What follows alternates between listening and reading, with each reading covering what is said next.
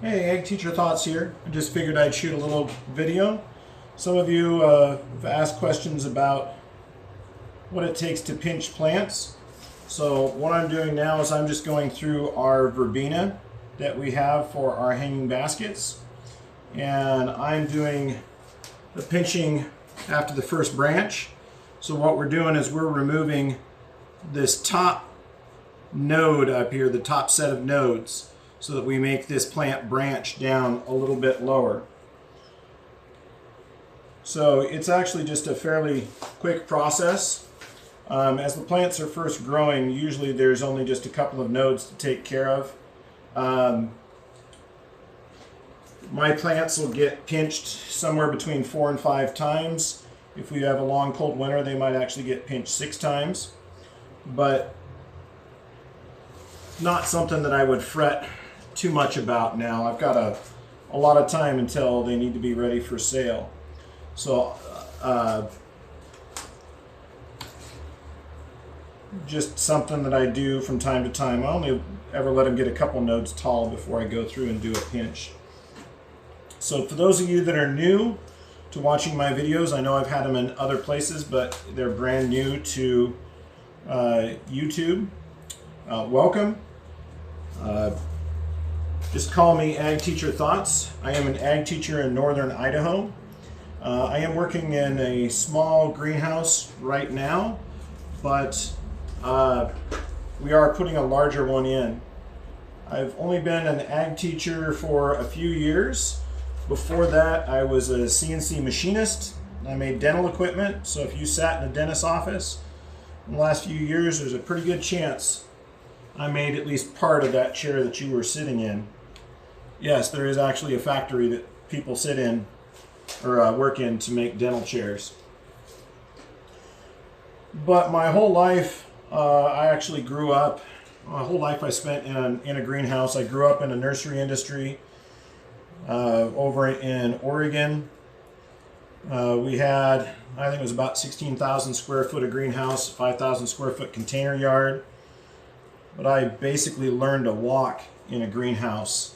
So a lot of you have ag industries where you know it quite well. For me, it's greenhouse. So this is kind of a normal pastime for me as far as pinching. You know, it's not something I spend a whole lot of time at as far as making decisions. It's pretty brutal.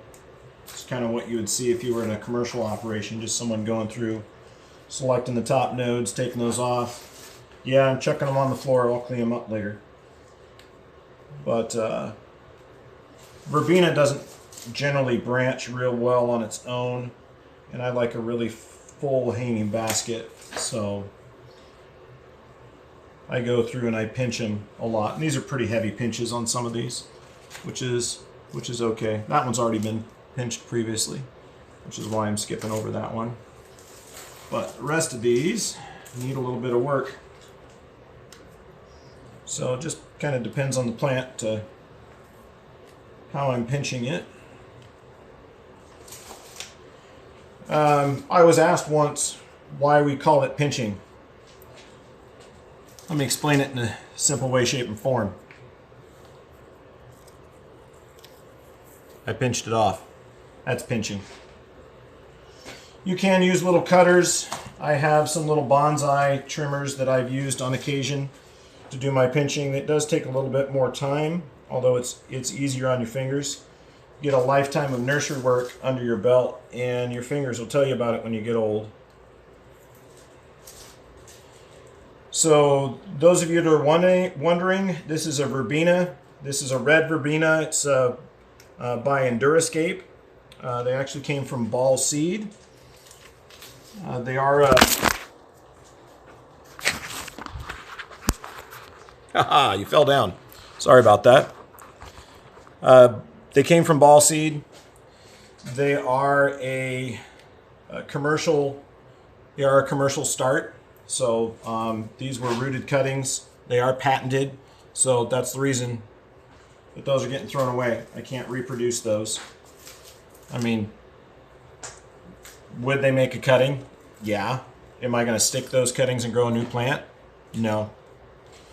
But yeah, these came from ball seed, in case you were wondering, and gives a nice bright shot of red in my baskets.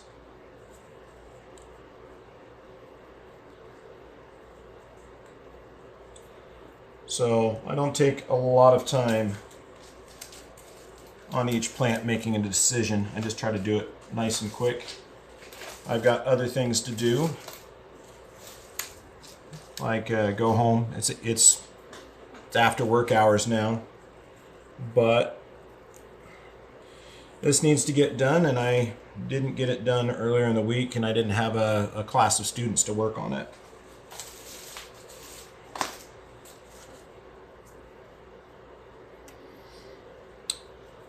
So this is one of 5 plants that'll go into our hanging baskets that we grow here at the school.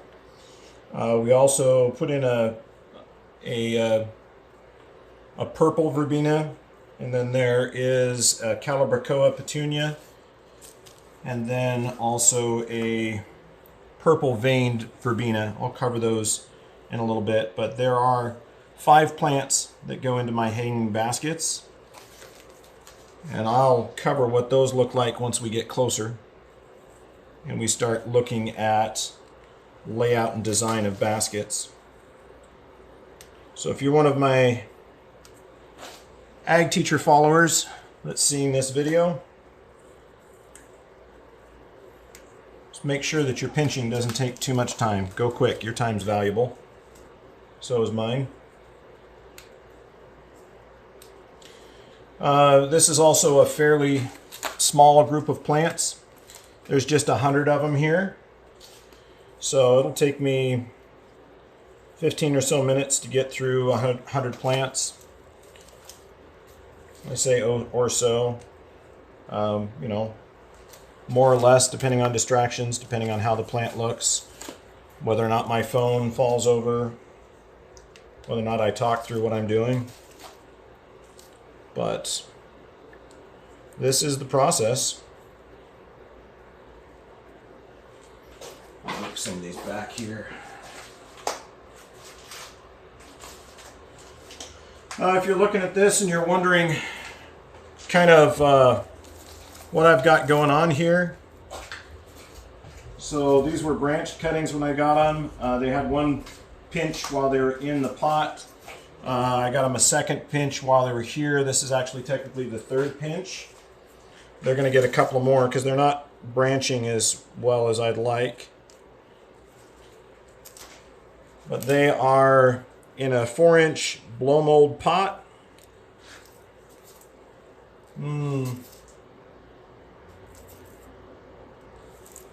Pots are made by McConkey. The soil in there is Sunshine Mix number 4 with mycorrhizae. So if you're going to plant a really good hanging basket, you're going to want to use Sunshine Mix. So Sunshine Mix number 4. I don't know the availability. I know it's something I can get here in the Northwest. I actually honestly found it cheaper at our local farm store than I did getting it from a commercial dealer. So the commercial dealer wanted $16 a bale more for my soil than what I was able to buy it from one of our local farm supply stores. So that's where I get it. The other thing is if you look at these, there is a plant tag in every single one. Right, I don't think it's going to focus on that. And it's flipped backwards. These, like I said, are a patented plant. So a part of that, I get those plant tags with them. It identifies them as a patented plant. So propagation is prohibited. I'm going to pinch heavy on this one. That's the one the phone fell on. But it's a good plant. I enjoy it. Verbena is one of those that you got to kind of watch out for aphids and thrips. Thrips not so much on the red, but on the purple.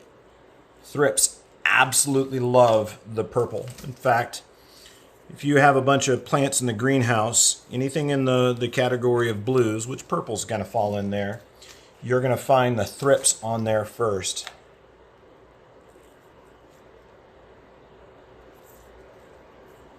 The other thing is, you might notice that I've got a little bit of a purple hue to me right now. I've got a bunch of LED grow lights up over my shoulder. Where I'm at's down in the bottom of a canyon, not an ideal place for a greenhouse. So it does need supplementary light. They would only really get about 4 hours of direct sunlight if I didn't have supplementary light. So not great for them.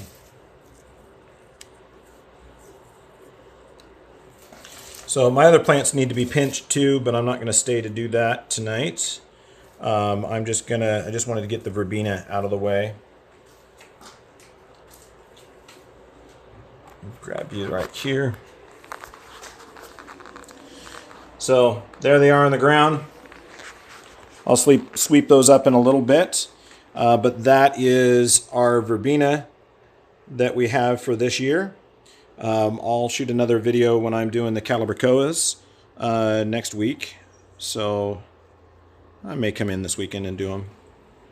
So our calibrachoas, we've got a nice. Well, here, let's go to the white grow light. We'll see it better with that. Aha, there's the white one. So our calibrachoas, it's actually kind of a terracotta. Looks pink under this light, but that's our calibrachoa blossom. The verbenas won't have a blossom on them for a few more weeks.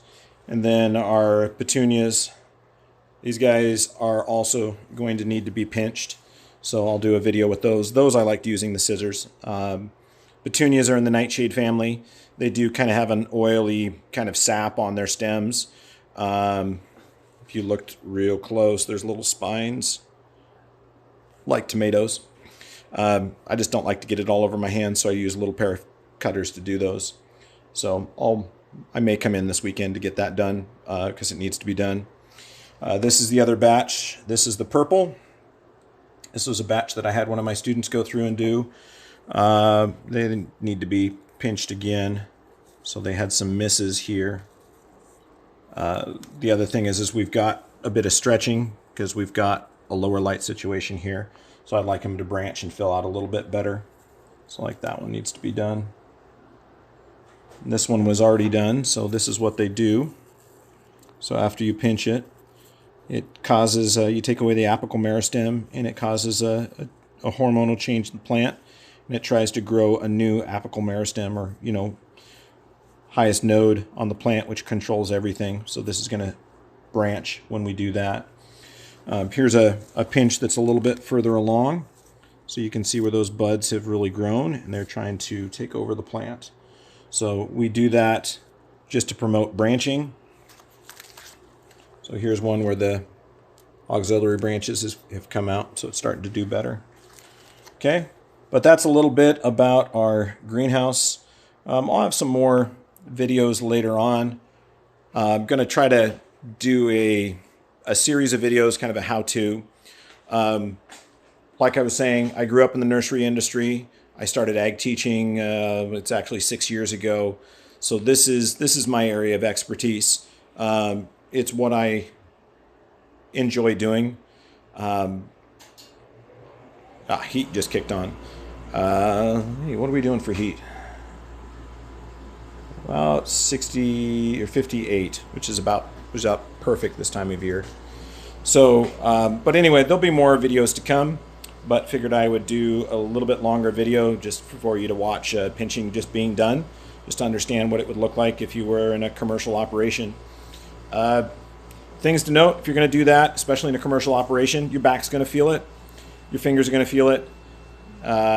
Clean up after yourself. You know, you don't really want to leave the waste on the floor. Just because it can allow pests, disease, it can be slick to step on. But yeah, that's pinch and verbena.